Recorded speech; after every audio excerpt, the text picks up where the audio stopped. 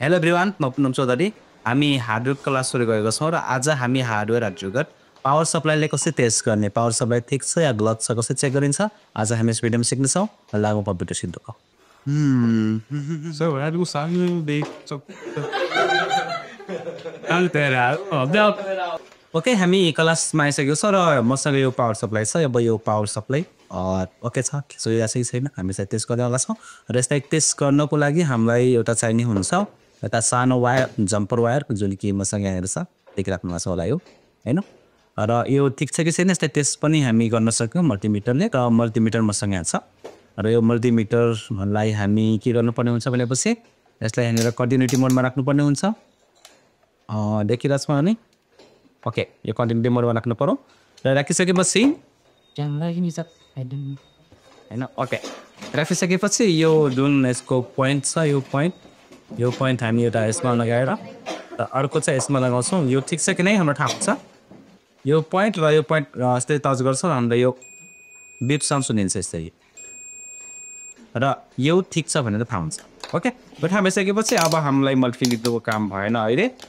म यो power supply लिँदैछु र यो पावर सप्लाईमा र यसमा यो जुन हामीसँग एटीएक्स पावर पोइन्टको यो पिन छ यो वाला होइन यसमा हामीले यो वायरलाई चाहिँ दुईवटा वायरलाई सर्ट गर्नुपर्ने हुन्छ कुन कुन वायर भनेपछि यसलाई अलिकति टिको पार्नु पर्यो हामीले यसको त जाने गरी यसरी र एउटा हामीले हेर्न पऱ्यो ग्रिन वायर र अर्को चाहिँ ब्ल्याक वायर जुनसुकै भयो नि हुन्छ पहिला हामी यो ग्रिन वायरमा चाहिँ लगाइदिन्छौँ यस्तो यहाँबाट यसको पिन यहाँनिर छ भनेर त्यसमा हामी यस्तै हालिदिन्छ यो ग्रिन वायरभित्र है यसमा र अर्को चाहिँ ब्ल्याक वायरमा जुनसुकै एउटा ब्ल्याकमा हालिदिन्छ जुनसुकै ब्ल्याकमा यो म ग्रिन र ब्ल्याकमा लगाइसकेको छु र अब लगाइसकेपछि हामी पावर केबलले मसँग यहाँ पावर केबल छ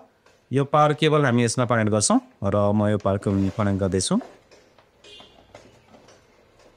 ओके र यो कनेक्ट भइसकेपछि अब म यसलाई म पावरमा प्लगमा लगाउँदैछु लगाइदिनु देखेको प्लगमा र प्लगमा लगाएपछि चाहिँ हाम्रो यदि पावर सप्लाई ठिक छ भने र यो हामी प्रपर कनेक्ट गरेको छौँ भने यो अन भइहाल्छ यसको फ्यान स्पिनिङ हुन थाल्छ जुन कि हामी यहाँ देख्न सक्छौँ यसको फ्यान चलिराखेको छ म देखाउँछु है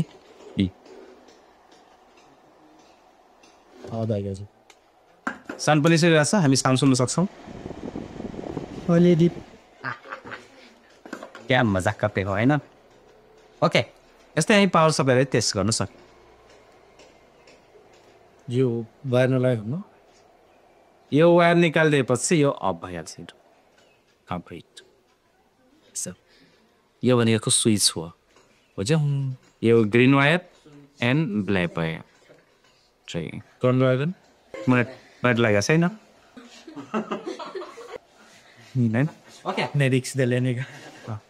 ओके यो अन भइसकेपछि अब हामी के गर्न पर्यो भनेपछि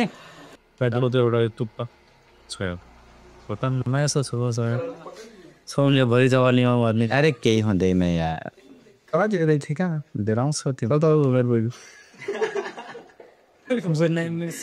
ओके यो अन भइसकेपछि अब हामी यो वायर जुन छ यो प्रत्येक यति धेरै वायर छ यो प्रत्येक वायरमा छुट्टा छुट्टै भोल्टेज आउँछ होइन र यो कुन वायरमा कति भोल्ट आउँछ हामीले टेस्ट गर्न जान्नु पऱ्यो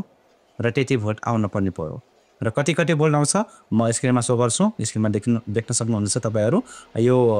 कुन कलरको वायरमा कति भोल्ट आउँछ भनेर त्यति भोल्ट आउनु पऱ्यो र त्यसलाई टेस्ट गर्न पनि पऱ्यो यदि कम्प्युटरमा प्रब्लम आइरहेको छ भने पावर सप्लाईबाट प्रपर त्यति भोल्टेज आइरहेको छैन भने हामी टेस्ट गर्छौँ र टेस्ट गर्नको लागि सिम्पली हामी मल्टिमिटर नै लिन्छौँ र मल्टिमिटरलाई हामी यो डिसी भोल्ट 20मा सेट गर्छौँ यसमा सेट गरिसकेपछि र यो जुन वायर छ हामीसँग यो वायर ब्ल्याकलाई हामी ब्ल्याकमै लगाइदिन्छौँ यस्तै ब्ल्याकमै जाने भयो र यो रेड अब कुन कलरको भोल्टेज टेस्ट गर्ने हामी त्यसमा कनेक्ट गर्छौँ जस्तो कि म यो येलो कलरको लिन्छु भनेर चाहिँ म येलोमा लगाउँछु यसरी र हामी त्यहाँनिर भोल्ट देख्न सक्छौँ यो 12.24 भोल्ट देखिरहेको छ र 80 भोल्ट भनेको यो येलो कलरबाट आउँछ त्यसै गरी रेड कलरकोमा कति आउँछ भनेर हेर्नु पऱ्यो भने यसमा 5 भोल्ट आउँछ र हामी यहाँनिर हेर्न सक्छौँ यो 5.2 भोल्ट आइरहेको छ 5 भोल्ट प्लस भन्दैछ यसमा होइन देखिरहेको छ के छ त्यसै गरी हामी यसमा अब पनि सम्पूर्ण वायरमा टेस्टिङ गर्न सक्छौँ। यदि कम्प्युटरमा प्रब्लम आइरहेको छ भने जति भोल्टेज आउनुपर्ने हो त्यति भोल्टेज आएन भने हामी यसरी सबैमा टेस्ट गर्न सक्छौँ। यस्तरी केही छैन, कमन हो यो। यसमा पाइप बल्ब छ होइन। ओके, यसै हामी टेस्ट गर्ने। ठिक छ, अहिले हामी पनि टेस्ट गर्न जान्ने र कति कति भोल्ट आउँछ हामी यो सबै हेर्न थाहा पाउनु पऱ्यो, जान्नु पऱ्यो हामी। र मैले स्क्रिनमा देखाइरहेको छु यसमा कति कति भोल्ट आउँछ त्यो हेरेर हामी भोल्टेज चेक गर्न पऱ्यो। अनि यता पावर सप्लाईको र प्रपर भोल्टेज आइरहेछ भने कम्प्युटरमा यो मजाले काम बस्छ। Okay, keep watching, keep practice, thank you.